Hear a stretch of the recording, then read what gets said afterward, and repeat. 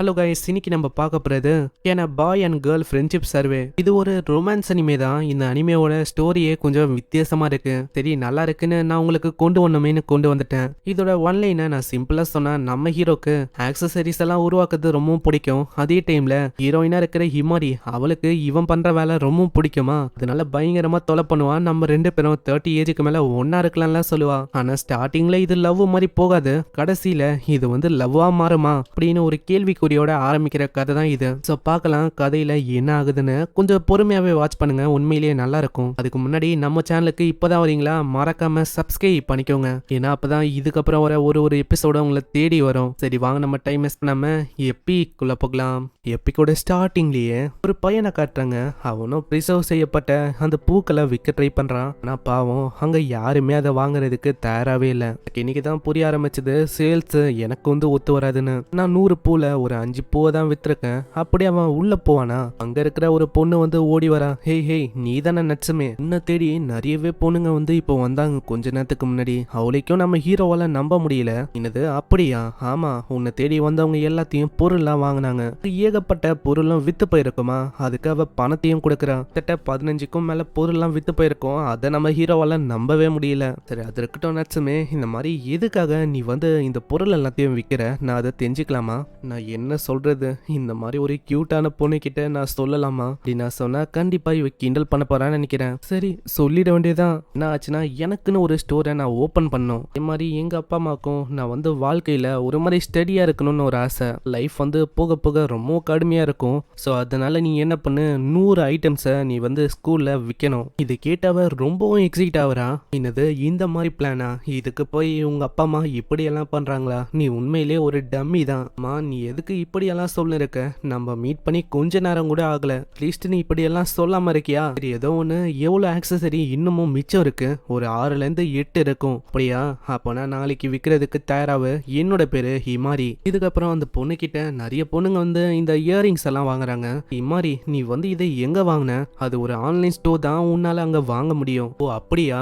Next சீன்ல நம்ம ஹீரோக்கும் இது வந்து வாட்டமா போயிடுது. ஏன்னா ஹிமாரியால இவனோட பொருள்லாம் பயங்கரமா விற்க ஆரம்பிக்குது. ஆனா அதுக்குன்னு மைனஸால பிஸ்னஸை ஓன் பண்ணி ரன் பண்ண முடியாது. அதனால என்னோட ஃபேமிலி இதுக்கெல்லாம் கொஞ்சம் ஹெல்ப்பா இருக்காங்க. சில டைம் அவங்க யோசிக்கலாம், என்னடா இவன் இதெல்லாம் பண்ணலான்னு. இதுதான் என்னோட உலகம், இதை தாண்டி எனக்கு வேற எதுவும் தெரியாது. நான் எப்பயுமே இது எல்லாத்தையுமே நான் தனியா உருவாக்குவேன். ஏன்னா நான் ஒரு கிரியேட்டரு. இப்படியே அவன் உருவாக்குறான். அங்க ஹிமாரி அப்படியே தவறா. பரவாயில்லையே, நான் எதிர்பார்க்கல இந்த அளவுக்கு ஒரு கிரேட்டான பீஸை நீ உருவாக்கிட்டியா? ஆமா ஹிமாரி, இப்போ எதுக்கு நீ தாவற?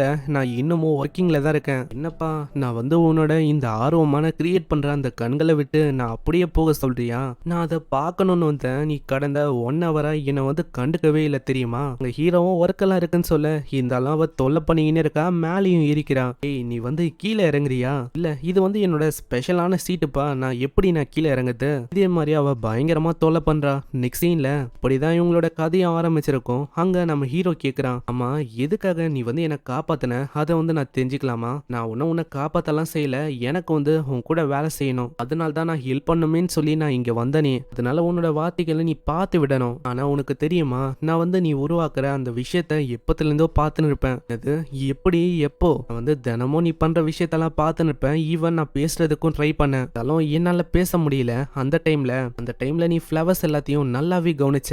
யாராச்சும் உன்னோட ஃப்ளவர்ஸை வெட்டினா போதும், அதுக்கு பேரு கொடுக்கறது என்ன, அதையே நினைச்சு அழுவது என்ன, இந்த மாதிரி அதையே நினைச்சு நீ ரொம்ப கஷ்டப்படுவ.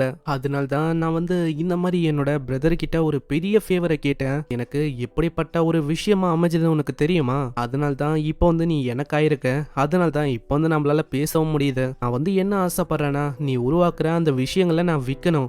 எனக்கு நீ உருவாக்கும் போது அந்த கண்களை பாக்குறது ரொம்ப பிடிக்கும். நீ ரொம்ப ஆர்வமா உருவாக்குவ. சோ அதை நான் விற்கணும். 2 பேருமே சேர்ந்து விற்கலாம். ஏன் நம்ம 2 பேருமே டெஸ்டினியை ஷேர் பண்ணிக்கலாம் ஒரு பெஸ்ட் ஃப்ரெண்டா. என்னது ஒரு பெஸ்ட் ஃப்ரெண்டாவா? அவ கிட்ட வரும்போது கழுத்துல ஒரு விஷயம் இருக்கும். அது வந்து என்ன மீன் பண்ணுனா, அந்த பூவை செப்பரேட் ஆக்க முடியாது. அந்த மாதிரி தான் இவங்களோட ஃப்ரெண்ட்ஷிப்பும் இருக்க போதுன்னு. சீன்ல அவங்க சூஷியை சாப்பிடும் போதே அங்க ஹிமாரி சொல்றா, நல்லா உனக்குன்னு ஒரு பிரைவேட்டான ஷாப்பை வந்து ஓபன் பண்ண முடியலையா? கூடிய சீக்கிரத்துல உன்னோட ஏஜும் 30க்கு போயிடும். அதுக்கப்புறம் ரொம்ப கஷ்டம், நான் தான் உன்னை மேரி பண்ற மாதிரி ஆயிடும். அது மேரேஜா? நீ வந்து அந்த ஜோக்கை தட்டி வரியா? நான் அதனால தான் உன்னோட பிரதர் வந்து என்ன சின்ன பிரதர் மாதிரி ட்ரீட் பண்ணிருக்கான். அப்படி இல்ல, அவனுக்கு உன்னை ரொம்ப பிடிச்சு போயிடுச்சுன்னு நினைக்கிறேன். அதனால தான் இப்படி பண்ணிருக்கான். நீ வேற யாராச்சும் டேட் பண்ற வரைக்கும் அவன் விட போதில்ல. அப்பனா இல்லனா நான் ஃபர்ஸ்ட் வேற யாராச்சும் டேட் பண்ணணும். வந்து உன்னோட எலிமெண்டரி ஸ்கூலோட அந்த கிரஷை பத்தி யோசிச்சு பாரு. நீ கூட ட்ரிப்ல எல்லாம் மீட் பண்ணிய. நீ எப்பயுமே ஒரு கனவு லோகத்திலே இருக்கியா? ஃபர்ஸ்ட் நீ பொண்ணுங்க கிட்ட பேசணும், அதுக்கப்புறம் தான் உனக்கு கேர்ள் ஃப்ரெண்டுன்னு ஒருத்தங்க கிடைப்பாங்க.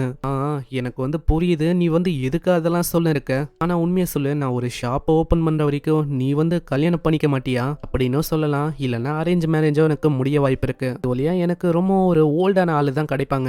அதுக்கப்புறம் என்ன அந்த வயசான ஆளு கிட்ட நான் வந்து மாட்டிக்கிற மாதிரி இருக்கும். என்னோட யங்கான உடம்பு வயசானவரோட உடம்பால ரொம்பவும் அழுக்காக போகுது. நீ வந்து எதுக்கு இந்த மாதிரி ஜோக் எல்லாம் பண்ணிருக்க? இதெல்லாம் ரொம்ப வியர்டா இருக்கு. இல்லப்பா, இந்த மாதிரி நான் உண்மையை தான் சொல்றேன். நான் நோபலோட லைன்ல இருந்து வந்தவ. சோ இதெல்லாம் எனக்கு வந்து பண்ற மாதிரி தான் இருக்கும்னு நினைக்கிறேன். அப்படின்னா நான் வந்து ஏதாச்சும் ஒரு விஷயத்த பண்ணணுமா? நீ வந்து நல்லா ஏமாந்தியா? நான் வந்து சும்மா தான் எவ்வளவு விஷயத்த சொன்னேன். ஆனா நீ இந்த அளவுக்கு ரொம்ப கவலைப்படுறியா?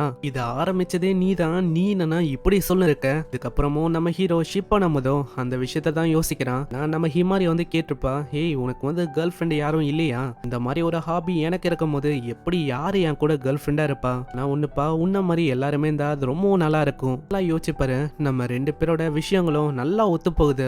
30 ஏஜுக்கு மானக்கு அப்புறமும் உனக்கு வந்து மேரேஜ் ஆகல, நீ வந்து சிங்கிளா இருக்கனா, கண்டிப்பா நீ வந்து என்ன அப்ரோச் பண்ணலாம். நம்ம ரெண்டு பேரும் ஒன்னா வாழலாம். அப்புறம் என்ன ஒரு ஷாப்பை ஓபன் பண்ணலாம். நம்ம ஜாலியா இருக்கலாம். வந்து ஏன் 30 ஏஜ் அப்படி குறிப்பிட்டு சொல்றேன்? அது வந்து ஒரு நல்ல லைனா இருக்கும். அதுக்காக தான் நான் இப்படி சொல்றது. நீ 30ல தனிமையில இருந்தா நீ வந்து என்ன அப்ரோச் பண்ணலாம். நான் கண்டிப்பா உனக்காக காத்து நிற்பேன். நீ நான் தேடி வரணும். இல்ல, நான் உன்னை தாண்டி ஒரு பெஸ்டான பொண்ணு கிட்ட தான் போக போறேன். அதே மாதிரி அவங்க ஜாலியா இருக்காங்க. நெக்ஸ்ட் சீன்ல ஹிமாரி கிட்ட ஒரு பையனும் வந்து கேக்குறான், ஆமா நீ அந்த லூசரியா டேட் பண்ணிருக்க, உனக்கு என்ன வந்தது? நான் யாரையோ டேட் பண்ணிட்டு போறேன். உலகத்துக்கு என்னதான் ஆச்சோ? இந்த மாதிரி எல்லாருமே எதுக்கு எங்களை ஜட்ஜ் பண்றாங்களோ? ஒரு பாய் அண்ட் கேர்ளோட ஃப்ரெண்ட்ஷிப் வந்து சர்வே ஆகதான் என்ன கண்டிப்பா முடியும். அதை வந்து நான் உங்களுக்கு காட்ட போறேன். நெக்ஸ்ட் சீன்ல நம்ம ஹீரோ அங்க ஜூஸை வாங்கின்னு இருப்பானா, ஒரு அழகான பொண்ணு வரா. நம்ம ஹீரோக்கு வேறமா இந்த மாதிரி அழகான பொண்ணுங்களை பார்க்க தான் தெரியும், பேச தெரியாது. இந்த மாதிரி பொண்ணுங்களை தான் அவன் அவனோட ஃபிளவருக்கான ஆக்சசரிக்கு ஒரு ரெஃபரன்ஸா யூஸ் பண்ணிப்பான். அவ கையில ஒரு நெக்லஸ் இருக்கும், அதையும் நம்மால தான் உருவாக்கிறப்பான். வாங்கும் போது தெரியாதனமா அது உடஞ்சிருமா. இதனால அவ ரொம்ப கஷ்டப்படுறா. ஏய், இதை வந்து என்னால ஃபிக்ஸ் பண்ண முடியும். ஆமா உனக்கு என்ன வேணும்? இது கேட்டோடனே நச்சுமே அங்க இருந்து பயந்து ஓடுறான். என்ன மன்னிச்சிருங்க, நான் பார்க்கும் போது அது உங்களுக்கு ரொம்ப இம்பார்ட்டன்டா தெரிஞ்சது. இதனால தான் நான் வந்து அப்படி சொன்னேன். நான் சொன்னதை மந்துருங்க. ஆனா இதை பத்தி அவளுக்கு தெரிய வந்தா அவ்வளவுதான். இதை வச்சே என்ன வச்சு செஞ்சிருவா. சீன்ல கிளாஸ் போயின்னு இருக்கும். அங்க இதை தான் அவ டைப் வச்சுக்கினே இருக்கா. என்ன ஆச்சு? போய் அவளை டேட்டிங்க்கு கூப்பிட வேண்டியதானே?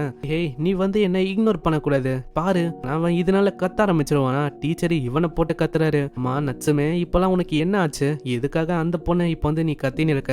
அவ படிக்க வேணாவா? நெக்ஸ்ட் சீன்ல இதனால நம்ம ஹீரோ ரொம்ப கஷ்டப்படுறான். அங்க இன்னொருத்தனும் வரான். அவன் ஒரு உமனைசரு. இத பார்த்தோன்னே ஹிமாரியும் அங்க ஓடி வரா. ஹே உன்னை பார்த்தே ரொம்ப நாள் ஆச்சுப்பா. ஆமா என்னோட டியரஸ்ட் நட்சுமேவ உனக்காக விட்டு வச்சிருக்கல. அதனால அப்படி அவங்க சண்டை போடுறாங்க. அங்க ஹீரோ தான் பிச்சு விடுறான். ஆமா எதுக்காக நீங்க எனக்காக சண்டை போடணும்? ரெண்டு பேரும் மிடில் ஹை ஸ்கூல்ல ஒன்னா தானே இருந்தீங்க. இப்ப வந்து என்ன ஆச்சு? வந்து போர் ஆச்சுதுன்னு சொல்லி தான் உன்னை டேட் பண்ண. அவ்வளவுதான், போதும் நித்திரியா. இந்த மாதிரி என்ன இதுக்கு மேலேயே நீ அசிங்கப்படுத்த கூடாது. ஆமா இல்லையா பின்ன நீ 5 கேர்ள் ஃப்ரெண்டை வச்சுன்னு சுத்தனா நான் வந்து என்ன பண்றது? அதனால எல்லா பிளேமையும் நான் வந்து ஏத்துக்கிறேன். இப்போ என்னன்னா வந்து இப்படி சொல்ற, நான் எவ்வளவு கஷ்டப்பட்டேன் உனக்கு தெரியுமா? அதனால அவன் கத்த ஆரம்பிக்கிறான். அப்படி எல்லாம் ஒண்ணும் நடக்கலன்னு. ஹே போதும் நித்துங்க ரெண்டு பேரும். அப்புறம் தான் நச்சுமை கிட்டே அவன் கேக்குறான், ஹே நச்சுமே, இது வந்து வெண்டிங் மிஷினாண்ட ஒரு பொண்ணு கிட்ட நீ பேசனியாமே, எது அந்த பொண்ணு வந்து என்ன உன்னோட கேர்ள் ஃப்ரெண்டா? அப்படி எல்லாம் ஒண்ணும் இல்ல, அவளுக்கு நீ ஹெல்ப் பண்ணணும். அந்த பொண்ணு அங்கதான் இருக்கா. அப்புறம் தான் இவங்களுக்கு புரிய வருது, இந்த பொண்ணு வந்து இந்த பையனோட சைல்ட்ஹுட் ஃப்ரெண்டா. இந்த பொண்ணோட பேரு எனோச்சி, நம்ம ஏனோன்னு கூப்பிடலாம். உனக்கு தெரியுமா நச்சுமே, அந்த எனோ அவளோட சிஸ்டர் தான் இந்த விஷயத்த ப்ரொமோட் பண்ணா. அதனால தான் இது சும்மா பிச்சுக்கின்னு போச்சு. அது வழியா தான் இது வந்து அவளுக்கு கிடைச்சிருக்கும்னு நினைக்கிறேன். அப்புறம் அந்த பொண்ணை வர வச்சு என்ன விஷயம்னு அவங்க கேக்குறாங்க. வந்து அன்னைக்கு சொன்னல இந்த மாதிரி இதை வந்து உன்னால சரிப்படுத்த முடியும்னு. அவன் உத்து பாக்குறான். இதை வந்து நான் மாத்தணும்னு நினைக்கிறேன். ஆமா உன்னால முடியும்ல, அதை வந்து சொல்லு உன்னால முடியும் தானே? ஏனோ நீ வந்து இப்படி எல்லாம் பண்ணக்கூடாது. அவன் ரொம்ப பயந்து போயிடுவான். வர ஆளுங்க கிட்ட அவன் பயந்து போயிடுவான். ஏய் வந்து வந்ததுக்கு காரணம் அவன் வந்து இதை சரி பண்ண முடியும்னு சொன்னா அதுக்குதான். ஆனா நீ உன்னோட முகத்தையும் பார்க்கணும். அவ முகத்தை பார்த்து அவளே பயந்து போயிடா.